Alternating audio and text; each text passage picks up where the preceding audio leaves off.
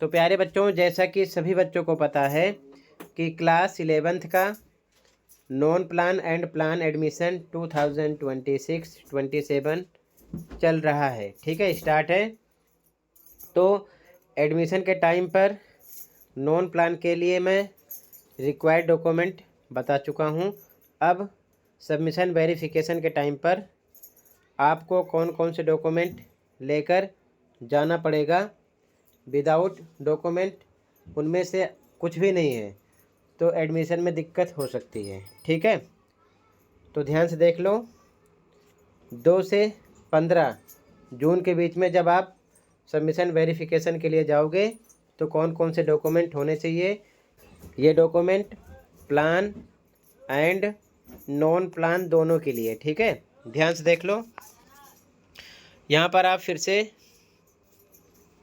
देख सकते हो एडमिशन के दौरान जो डिटेल आपको चाहिए उस टॉपिक पर सेपरेट वीडियो बना चुका हूँ। अब देख लो रिक्वायर्ड डॉक्यूमेंट के विषय में। ठीक है, ये टॉपिक क्लियर कर चुका हूँ। जब आप ऑनलाइन फॉर्म फिल किए थे उस टाइम पर ये चीज़ें आपको फिल करनी थी। ठीक है, ये हो चुका था। अब देख लो रिक्वायर्ड डॉक्यूमेंट के बारे में। जब आप सबमिशन वेरिफिकेशन के लिए जाओगे तो क्या क्या चीज़ें ज़रूरी हैं, ध्यान से देखो, समझो। ठीक है, यहाँ पर मेंशन किया गया following documents are to be submitted for verification at the time of admission by the parents और स्टूडेंट। जो भी स्कूल आपको अलॉट होगा वो चाहे प्लान का हो या नॉन प्लान का हो, ये चीज़ें आपको एडमिशन के टाइम पर सबमिट करानी होंगी वेरिफिकेशन के लिए। यानी जो चीज़ें ज़रूरी हैं यहाँ पर देख लो, इनमें से आपको क्या क्या चीज़ें लेकर जानी पड़ेंगी, चाहे प्लान के लिए हो या फिर नॉन प्लान के लिए हो। नॉन प्लान के लिए तो बाद में आप डॉक्यूमेंट सबमिट कराओगे वेरिफिकेशन के लिए, लेकिन प्लान के लिए साथ में देना पड़ेगा। तो ध्यान से देखो। Okay, number 1 proof of date of birth.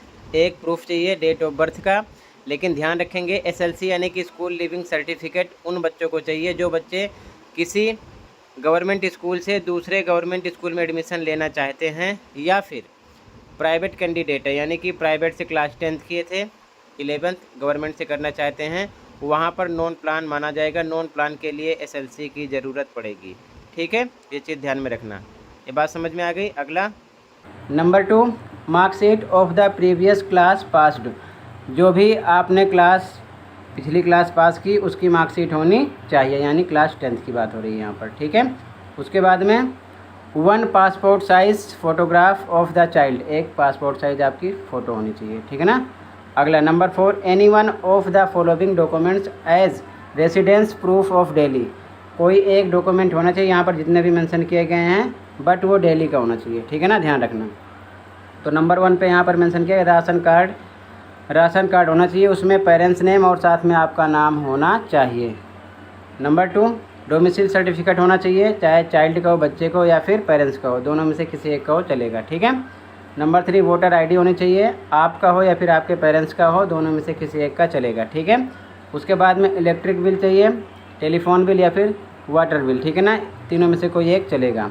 उसके बाद में bank passbook in the name of child और एनी ऑफ द पेरेंट्स। जो बैंक पासबुक होगी वो बच्चे के नाम पे हो या फिर पेरेंट्स के, वो भी चलेगा, कोई एक। ठीक है ना। फिर आधार नंबर ऑफ द चाइल्ड, बच्चे का आधार कार्ड हो या फिर एनी ऑफ द पेरेंट्स, माता पिता में किसी एक का हो। ठीक है।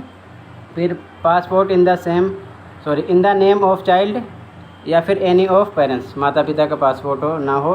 तो जितनी डिटेल यहाँ पर दी गई है, मम्मी पापा को या आपका हो, कोई एक यहाँ पर आपको सबमिट कराना है। ये बात समझ में आ गई। उसके बाद में नंबर 5 पर सर्टिफिकेट ऑफ कास्ट, जाति प्रमाण पत्र होना चाहिए, जो भी आपका है, SC ST OBC, ध्यान रखना। फिर सर्टिफिकेट ऑफ डिसेबिलिटी। ठीक है ना, अगर आप दिव्यांग हैं तो उसका भी सर्टिफिकेट होना चाहिए, नहीं है कोई बात नहीं।